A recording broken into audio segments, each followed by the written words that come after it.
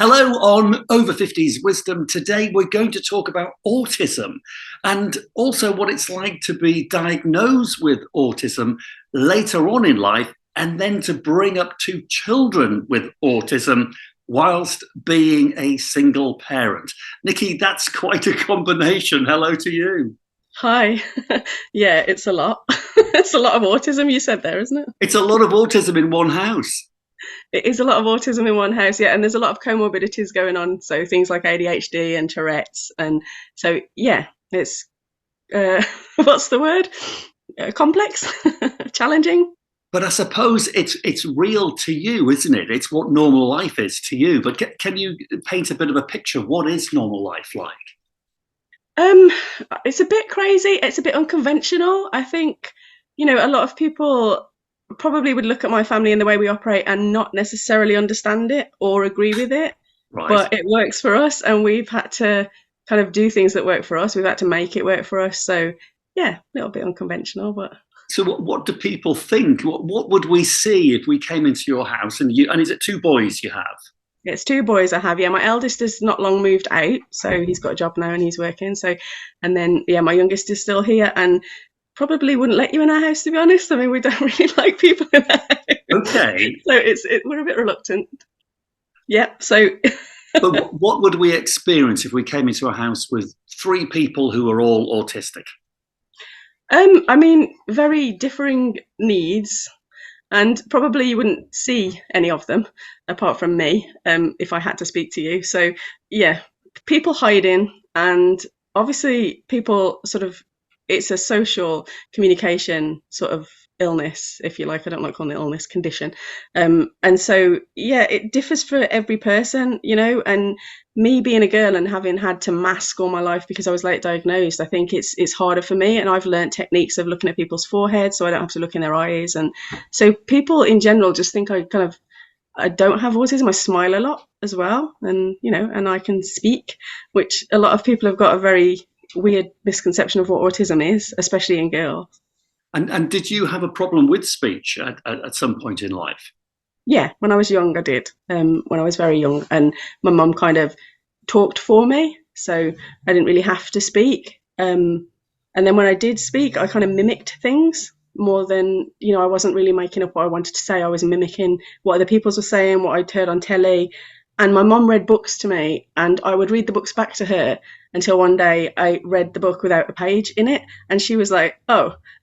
She's not actually reading. She's not some kind of genius, but I wasn't actually reading the book. I was just You mimicking what I'd heard, so just remembered it. completely Yeah, memorized it. yeah. So how old were you when you were diagnosed with autism? 46. Wow. So 46 years of dealing with it. So were you dealing with it quietly? Did people understand you, teachers at school, that kind of thing? To be honest, I was not dealing with it. I was bundling through life, and yeah, disastrous relationships. I mean, disastrous everything, because yeah, I was just trying to literally exist on a daily basis and get through the day when I didn't understand anything.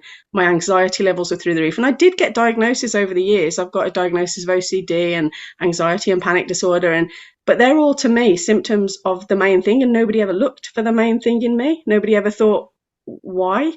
Why are you like this? Why is this happening? And I think that's the thing with girls. They get so many misdiagnoses before they actually get a diagnosis of like ADHD or autism, because they don't fit the stereotypes of boys, they just don't, especially in school. Girls with ADHD, they just don't fit that stereotype at all. Then girls with ADHD can be inattentive. So, So and what would the teachers aren't looking for symptoms that. be? Because a boy with ADHD, I suppose, would be running around and smashing windows and climbing through things. And I imagine, how did it manifest itself in you?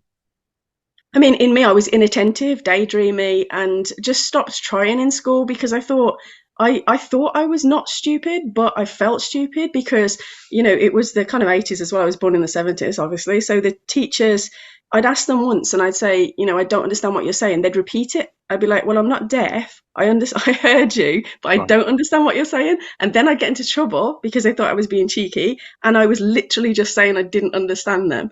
And then they try and say it a different way and I still didn't understand it. And I just gave up asking because, Right. Okay. So you must have felt very alone then.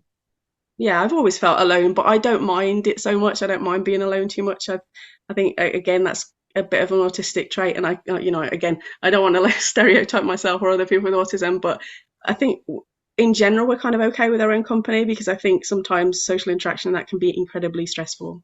It's kind of hard work. Is that one of the big problems actually in social environments? Yeah, totally. So the idea of you coming to a party with me full of strangers would fill you with horror. Well, no, because I wouldn't do it. But if I had to do it, if I had to do it, then yes, it would fill me with horror.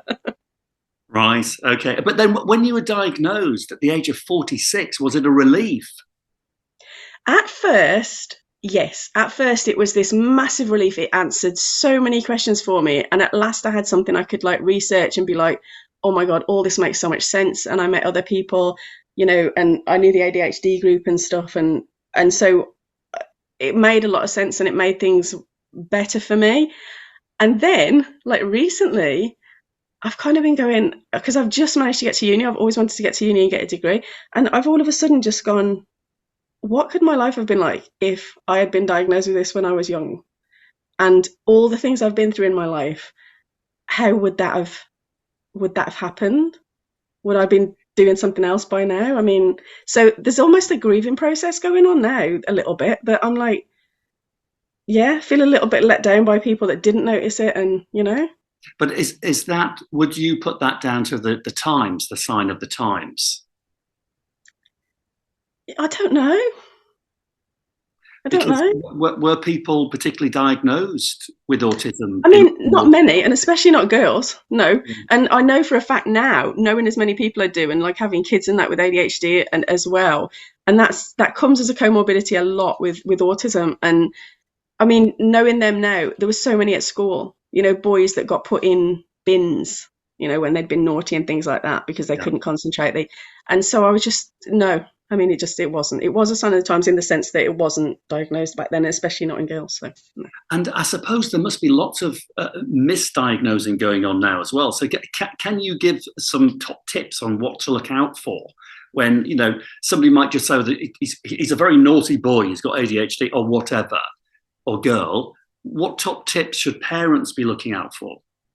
I mean, I think the biggest thing is your child better than anybody else, so if you think there's something going on with your child that isn't right, then and that's kind of the biggest thing I can say. Always trust your instincts as a parent, and always know that you have got their back. And I think the problem is, and I think Lorna at the ADHD group says this all the time, all behaviour is communication. All behaviour. Okay. So even behaviour that looks like naughty behaviour or them acting up, they're frustrated, they're angry, they're anxious. There's something going on there, and you need to look for the root cause of that. That could be anything. But if you did get to the root cause and it's autism, what do you do to work with autism? How is it treated, if indeed it is treated? I don't know. No, it's not treated. It's not a treatable condition. ADHD and autism are both lifelong conditions. And ADHD can be medicated, autism cannot. And so basically you do what I did, I guess, and you learn ways of coping and putting coping strategies in place. I've got a mental health mentor at uni. I've got a learning support at uni. And without them, I couldn't be there, because they literally help me, bring me down when, like, a big thing with autism especially is overwhelm, and you get just overwhelmed with everything and you have these meltdowns, and they regulate me. They go, this happened before, this is how we're going to deal with this, and they put a plan in place. And then, because a lot of the time when you're autistic, the world does not make sense, and somebody being able to give you a structure to then make sense, that helps a lot. And what about the three of you living together? Do you help one another? Do you all have very different coping mechanisms? We do. I want to come and see your household. You're welcome anytime. We do have very different coping mechanisms, and like I said, my eldest has moved out, and that was an absolute blessing for everybody involved, because him and his brother, Logan probably has more ADHD than autism, whereas Kieran's more autistic. So I mean, it's not always the case that just because you've got the same condition you get on, because it's a spectrum disorder. So you could be at one end of the scale and the other end of the scale, and it's slightly explosive sometimes. And kind of going out anywhere as a group of three is like planning some kind of military expedition, because we've all got such specific needs of, we can't do this and we can't eat here and we can't do that. And we'll need to know what's going to happen. And yeah, so it's a lot of work just going anywhere. But now you've got the diagnosis, and you say you're going to university. How old are you now, Nicky? Do you mind me asking? I'm 52 in May. 52 and going to uni. What are you studying? I'm studying film and media because as a child, when I was like, I remember as young as I can remember, because I didn't communicate and stuff, my mum and dad had to find kind of different ways to entertain me. And I got given this video camera, and my age, it's like one of those big things with like the little case that you put in it and shut in. So I used to make films, I used to make animations and films and try and communicate that way. And just learn everything I've ever learned socially or otherwise from films and television because I just sit in my bedroom watching. And it's a trait as well when you're autistic, things that you're familiar with calm you down and sort of relax you. And so I'll watch a film. I mean, Dirty Dancing. I mean, that's well over 100 times I've watched that film because it's calming. It's kind of, it just calms me down. I know what's going to happen in it. And so therefore I can relax while it's on. Wow. And so is life good? Are you happy? Yeah, I'm happy. Life's good. And so the diagnosis really did help you? Yeah, 100%. I can't even imagine what would be happening at the moment if I hadn't got a diagnosis because, yeah, I wouldn't have been able to go to uni. So I don't know what I would have done, probably nothing. Okay, so finally then, advice to people watching, over 50s wisdom. What's the best bit of wisdom an over 50s diagnosed with autism at the age of 46 can give to anybody who maybe wonders whether they are too autistic?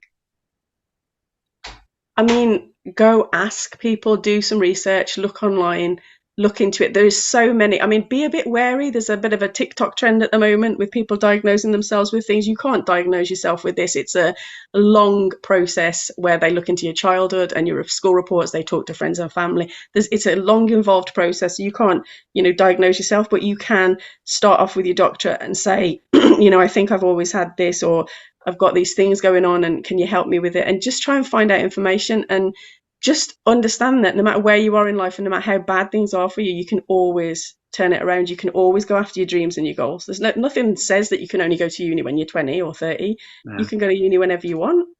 Oh, you're an absolute inspiration, Nicky. You really are. Thank you. No, you really are. And what I'll do as well is I'll put a link below the video to any organisations that you would recommend. So if you wouldn't mind emailing me them, yeah, and I'll put them so for people for researching and that kind of thing. Yeah. Wonderful. Well, it's fascinating meeting you. Thank you. And thanks for sharing your journey. You're welcome. Brilliant. Thank you, Nicky. Thank you. All right. Bye.